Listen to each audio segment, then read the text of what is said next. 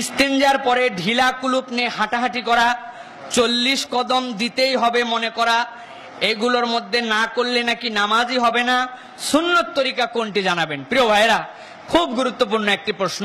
প্রিয় ভাইরা, ইস্তিনজা এখান থেকে পবিত্র হওয়া আমাদের সকলের দায়িত্ব। হাদিসের মধ্যে এসেছে কবরের মধ্যে বান্দাদের আযাব হবে সে তার প্রস্রাব পায়খানার থেকে যদি পরিষ্কার পরিচ্ছন্ন ভাবে না হয়। কিন্তু আপনি আমি যে প্রস্রাব পায়খানা থেকে পরিচ্ছন্ন হব, আমার রাসূল যেভাবে পরিষ্কার পরিচ্ছন্ন হয়েছেন তার থেকে বেশি উত্তম আপনার আমার বানানো পদ্ধতিতে হতে পারবো বলে আপনারা মনে করেন?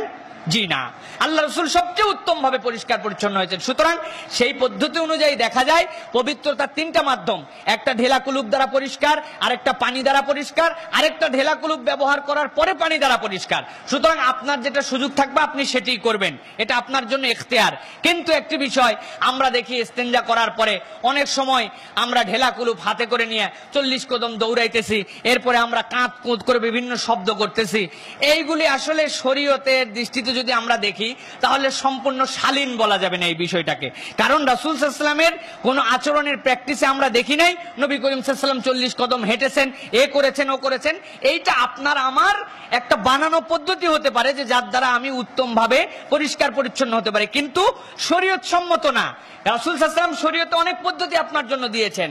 প্রিয় ভাইরা, রাসূল বলছেন আপনি যদি প্রস্রাব করেন এরপর আপনার যদি সন্দেহ হয় তাহলে আপনি আপনার পুরুষ যদি হন আপনার পুরুষাঙ্গ ধরে আপনি একটু টান দেন। হাদিসের মধ্যে এরকম ভাবে বলা হয়েছে একটুখানি অপেক্ষা করেন, একবার উঠে দাঁড়ান তারপরে বসেন। কিন্তু আপনি যদি এখন ফতুয়া দেন 40 কদম না হাঁটলে আপনার নামাজই হবে না, আমার জানা মতে এরকম কোন ফতুয়া জানা নাই। সুতরাং এই বিষয়টা নিয়ে ফিতনা করবেন না, এই বিষয়টা নিয়ে এরকম আবার ফতুয়াবাজি করবেন, অমুক গ্রুপ করে তারে ফতুয়া দেওয়ার জন্য আমার ফতুয়া যদি আপনারা চালান দেন তাহলে এটা খুব খারাপ হবে। প্রিয় ভাইয়েরা, এই জন্য আপনাকে আমাকে সুন্নাত বুঝতে হবে এবং সুন্নাত অনুযায়ী আমল করতে হবে। আমি আপনাদের কাছে এই প্রসঙ্গে আরেকটা কথা বলি।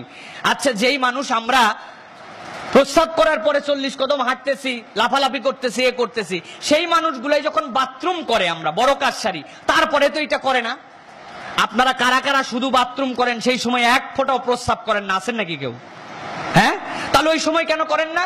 আপনি উত্তর দেবেন হুজুর করি না এই জন্য। ওই সময় একটু বেশি লাগে, বসে থাকি, যেই কারণে আমার প্রস্রাবের যে বাকি ধারাটা আমাদের রগগুলা পেঁচানো সেটা পরিষ্কার হয়ে যায়। তাহলে আপনি প্রস্রাবের সময় সেটা আমল করলেই তো হয়ে যায়, তাহলেই তো এইটা হয় না।